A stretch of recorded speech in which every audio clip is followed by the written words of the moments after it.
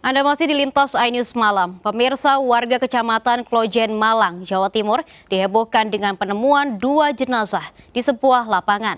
Saat kedua jenazah dievakuasi, tak ada warga yang berani mendekat karena khawatir kedua jenazah positif terinfeksi virus corona.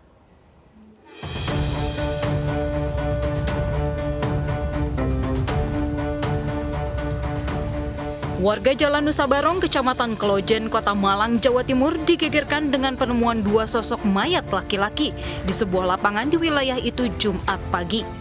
Keduanya diketahui bernama Slamet, warga Sukun, Kota Malang, dan Ibnu Gombloh, warga Pakis Aji, Kabupaten Malang.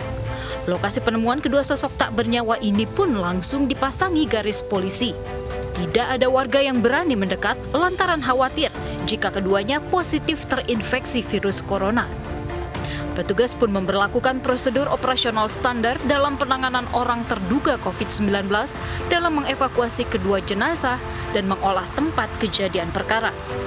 Petugas yang dilengkapi alat perlindungan diri menyemprotkan disinfektan ke sekitar lokasi sebelum mengevakuasi kedua jasad ke Rumah Sakit Saiful Anwar untuk diotopsi. Sekarang ini kan juga COVID-19 kan kita antisipasi, barangkali mengarah ke sana, yang jelas kita tetap antisipasi. Polisi pun mengamankan seorang saksi mata untuk mencari kepastian penyebab meninggalnya kedua pria itu. Dari Malang, Jawa Timur, Denny Irwansyah, iNews melaporkan. Kakak beradik dianiaya seorang pria yang sedang mabuk di Batam, Kepulauan Riau. Dalam peristiwa itu, sang kakak tewas akibat luka senjata tajam di bagian leher. Polisi menangkap seorang pria berinisial DL di pusat penjualan makanan Tiban Center Batam, Kepulauan Riau. Ia menjadi tersangka penganiayaan yang menewaskan Abdul Haris Nasution dan juga melukai adik korban Muhammad Irfan. Peristiwa itu terjadi saat kedua korban menegur tersangka yang sedang mabuk minuman keras. Saat itu, pelaku hanya diam, kemudian berlalu pergi. Kemudian tidak cukup selang 20 menit, pelaku datang kembali dengan membawa pisau, langsung mencari korban. Karena dianggap korban ini yang melerai ini, dia nggak senang dilerai pada saat ribut itu. Langsung ditusukkan ke dada. 3 kali tusukan, kemudian ada korban yang meninggal. Setelah ditangkap polisi, tersangka tak langsung diperiksa karena masih dalam pengaruh minuman keras. Dalam kasus ini, polisi telah memeriksa sejumlah saksi dan mengamankan barang bukti pisau yang digunakan pelaku di kamar kosnya yang tak jauh dari TKP. Dari Batam, Kepulauan Riau, Gusti Yenosa, iNews melaporkan. Komplotan perampok yang menewaskan pedagang toko kelontong di kawasan Cimanggis, Depok, Jawa Barat dibekuk polisi. Polisi pun terpaksa melayangkan tembakan karena pelaku melawan saat ditangkap. 2 orang tewas dalam peristiwa ini.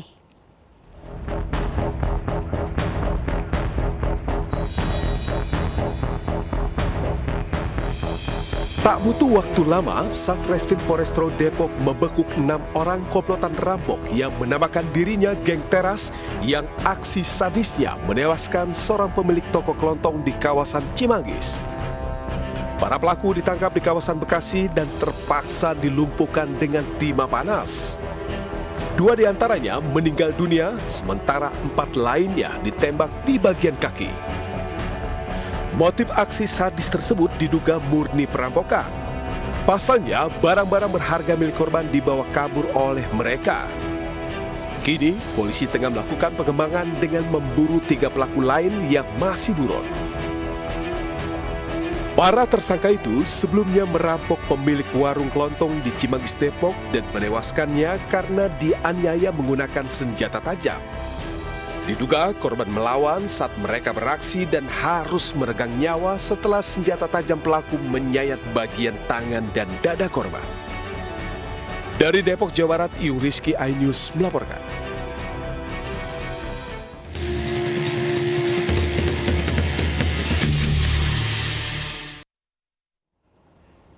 Pemirsa, 5 unit rumah di Kabupaten Luwu, Sulawesi Selatan roboh dan tersapu banjir yang mencapai 3 meter.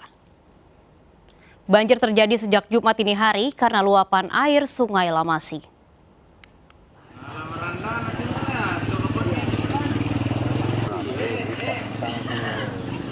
Setidaknya 8 desa di Kecamatan Lamasi Timur, Kabupaten Luwu, Sulawesi Selatan terendam banjir hingga ketinggian 3 meter.